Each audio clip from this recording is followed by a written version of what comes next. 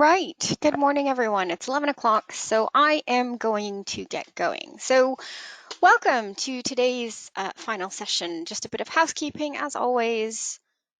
We will be recording today's session, and we will have a copy of the slides all made available to you after the webinar. So please feel free to get in touch if you'd like either.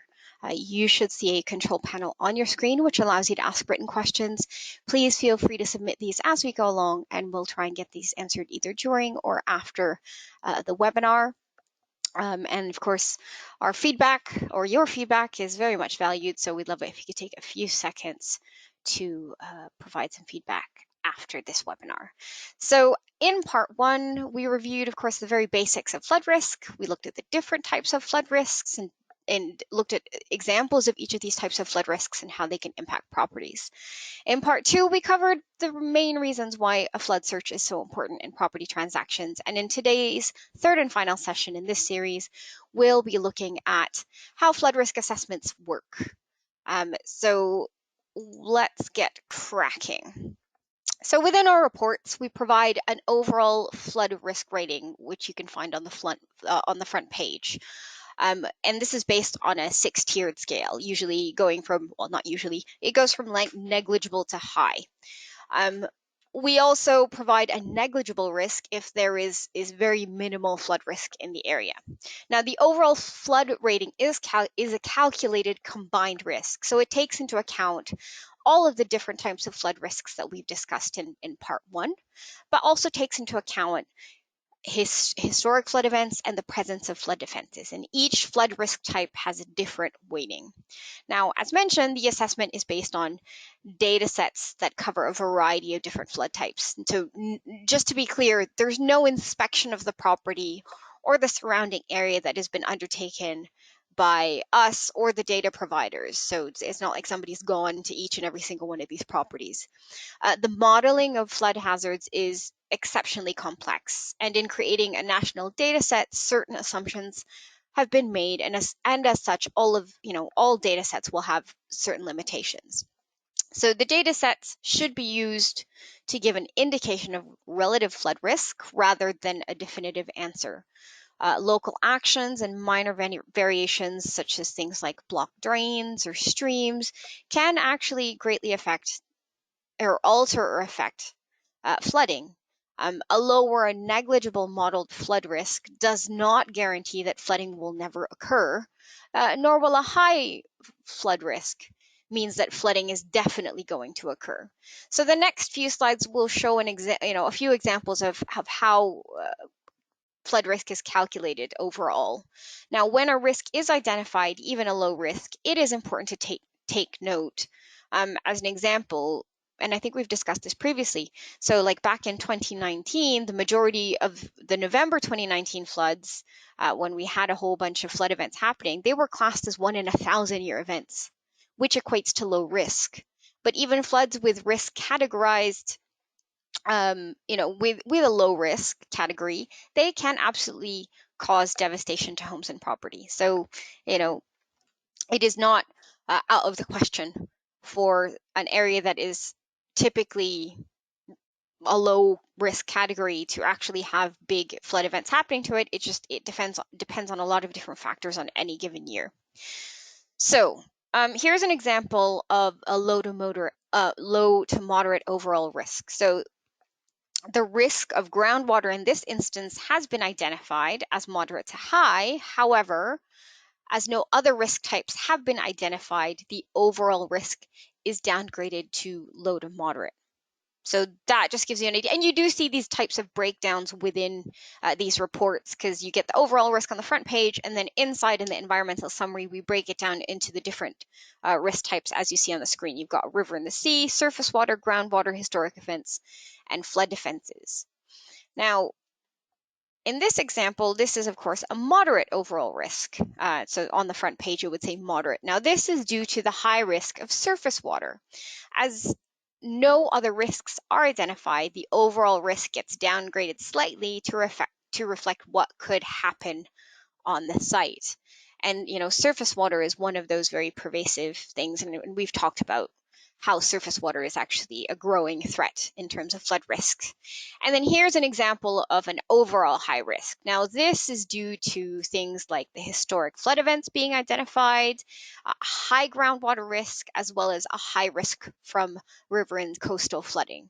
So this, of course, the outcome is an overall the highest risk we can find, and in some cases you get all of them flagged as high, which is ideally not what you want, or not ideal in any type of property, particularly when there's multiple kinds that are identified, laid on top of each other on a property. So flood risks and probability, nothing like gambling references to make one's day. In our reports, you'll see risk ratings and terms like 1 in 1,000, 1 in 100, 1 in 30-year return period. So what does this actually mean?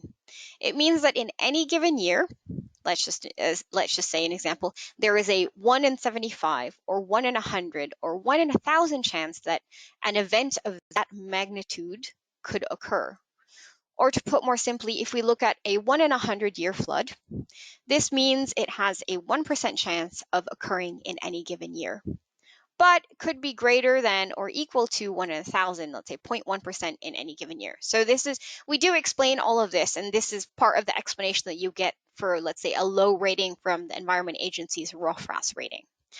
When communicating flood risk, we use the term return period. Now, a return period typically relates to the number of times in a given time frame that a particular event or condition could occur, and is likely to be equaled or exceed on average.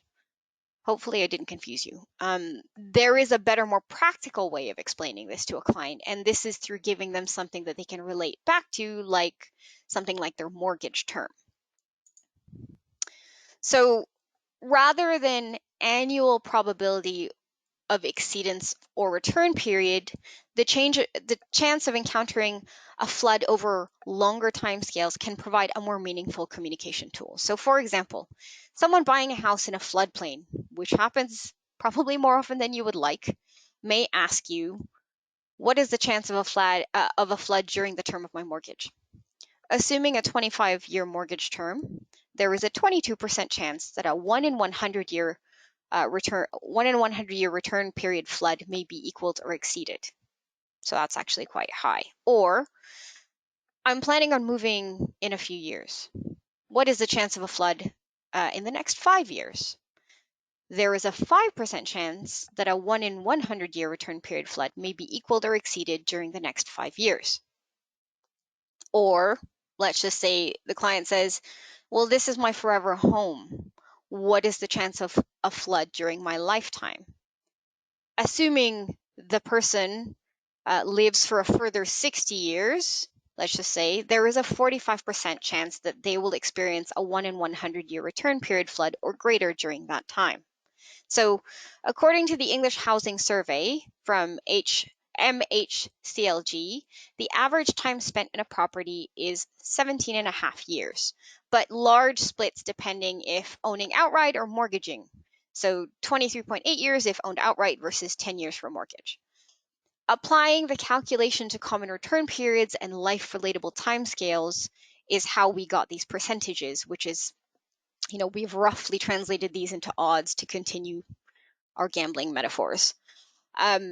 So what is this saying? So if the property is at risk of a 1 in 100-year event and you live there for 5 years, there's a 4.9% chance that flooding may happen whilst you live at that property. However, take the same flood event, so 1 in 100, and apply it to a 25-year mortgage term. The chance of that flooding happening is 22.22% over the term of that 25-year mortgage. It isn't a perfect science, but these types of terms could help explain scenarios to clients in a more relatable way. For things like surface water, you're looking at similar terms, but in the report, it'll say 1 in 100 or 1 in 30, but it also provides depths of possible flooding. So it might say between 0.1 and 0.5 meters or 0.1 and 3 meters. But as always, probability, statistics, and predictions should only be used as a guideline. As I mentioned earlier, it's always worth remembering local actions, variations, private drainage or flood risk mitigations, that can all alter the effect of flooding. And of course, there's no national database for things that people do to their properties privately. And so a lower negligible modeled flood risk doesn't always guarantee that flooding is never going to happen, which is why we always have to tell you, regardless of, even if it's a minuscule chance or a low risk flood risk, we need to make sure that your client is aware and you are aware that there is some type of flood risk that is applicable to the property. So we will always inform you of that. So what happens if a flood risk or a previous flood event is identified? So the risk assessment in our reports is automated based on the highest flood risk found within the site boundary or touching the site boundary. Now, we suggest checking the maps provided in the report to confirm whether the flood risk area affects the buildings or the associated land. Because some people will draw a polygon around just the house, and some people will draw the polygon around the house and the garden associated with it. We can, however, reassess sites. So if the risk does not impact, let's say, the dwelling itself, whilst this doesn't include a site visit, it does give extra clarity and peace of mind around the potential flood risk. So we're going to look at this in a little bit more detail shortly. Now, some of the recommendations within the report are bespoke to the type of risk identified. So as an example, if groundwater flooding is identified, we would recommend seeking more information as to whether or not, one, is there a basement in the property or an underground asset? If there is, find out if it has been tanked or lined. And also, of course, to look, to visit the property and look out for signs of water staining or damp smells. Now, whenever a flood risk is identified, it's always essential to ensure that insurance covering flooding is available and affordable. So we recommend multiple quotes are obtained. If insurance is becoming difficult to obtain, there are a few options. Your client may need to enlist the help of a specialist broker. The British Insurance Brokers Association is a really good place to start. Alternatively, they may wish to consider the flood re-scheme, which we have covered off in our earlier webinars, the flood reinsurance scheme, but basically there's a whole lot of information on the flood re-scheme. There's a lot of conditions that your client has to meet in order to qualify for that. We will also recommend looking into various forms of flood resistance and resilience measures, which will help protect the property. And further information, I'm going to talk about those a little bit in the next slide. For new or recently constructed properties, the flood risk assessment within the report won't take into account any measures put in place by the developer to deal with flooding. So if you know that the client is buying a new build, then we always advise that they speak to to the developer to understand what has been done in terms of flood risk. You should seek further information from them in terms of flood risk mitigation to the site.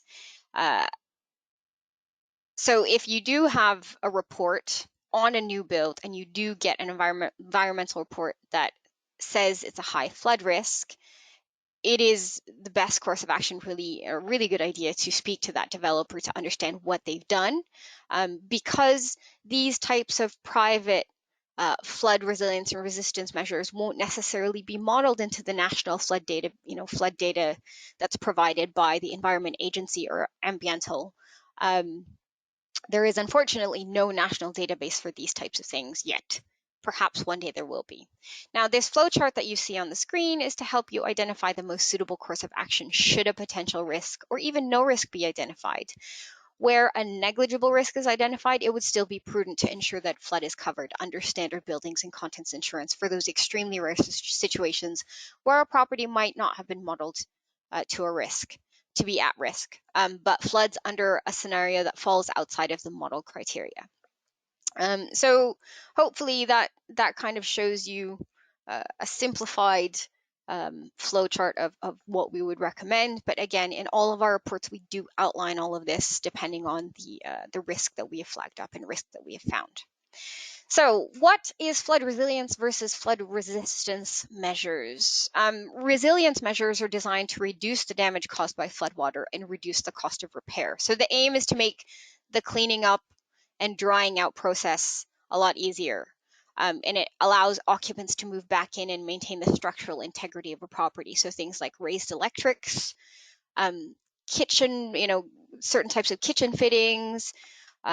Walls might be made out of a specific material, raised appliances, even changes to the flooring materials. So things like solid concrete flooring or tiling can be used instead of carpet. Flood alarms. And then for flood resistance measures, so resistance measures are designed to resist water entry, to keep water out and prevent internal damage caused by floodwater. Now, the aim is to close all water entry points and protect the property so the structural integrity isn't compromised.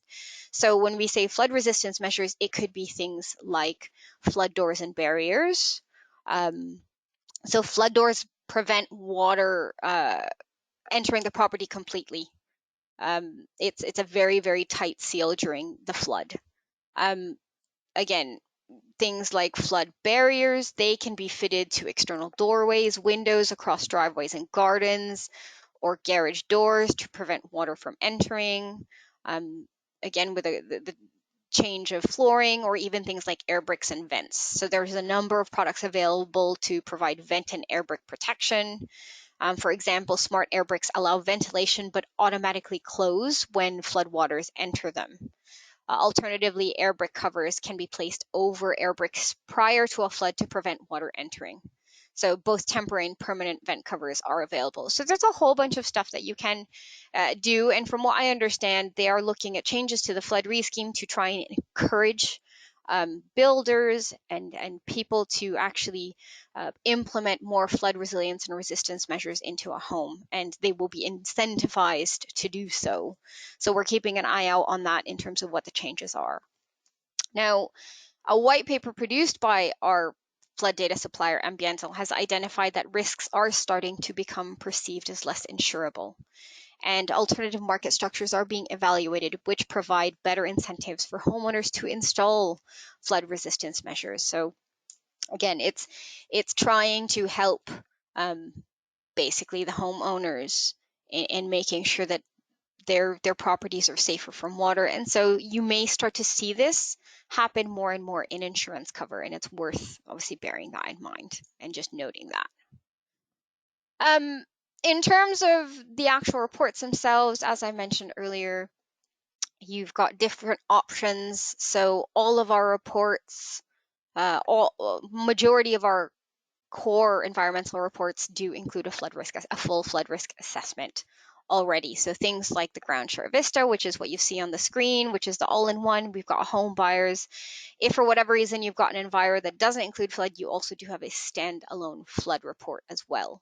So it's all included in our core reports. It's a very user-friendly layout and design, and it does provide all the clear signposting for you and your clients. We really do like, ideally, to do any type of environmental and flood risk assessment on a polygon as opposed to a point, just because it helps provide a much more accurate application of the flood risk to the property. And I've mentioned earlier, we do provide a risk assessment on the different types of flood risk, as well as current proposed flood defenses, whether or not the property is in a flood storage area. All of that gets applied into it as well, correctly. And like I mentioned, just because a flood report comes back high initially, we can do what's called a manual reassessment and take a closer look at the data to see exactly how that applies. Because if the flood risk only, let's say, applies to the outer area of the property as in not the actual dwelling itself, we can provide a twofold assessment, which is called a manual assessment, which basically, it doesn't change the data because we can't make flood risk go away as much as we'd like to, but we can let you know that the risk is downgraded and it is applied to the external areas as opposed to the actual dwelling itself. But that's, again, that really depends on the scenario that you've got. And that is pretty much it for me. I hope you have found these quick sessions really, really helpful. I hope that's explained the how the actual assessments work and demystified it a little bit for you. But if you've got any questions, please do reach out, and we will try and answer them as best you can. Otherwise, you can always get your client to speak to us directly if they have any questions about flood risk. We're always happy to answer any questions from the purchasers. So thank you very much for your time. I hope you found the mini webinars a good format. And if you'd like a copy of those slides or a recording, please let us know. And the feedback survey will be launching very, very shortly. Thanks very much, and have a great rest of your morning.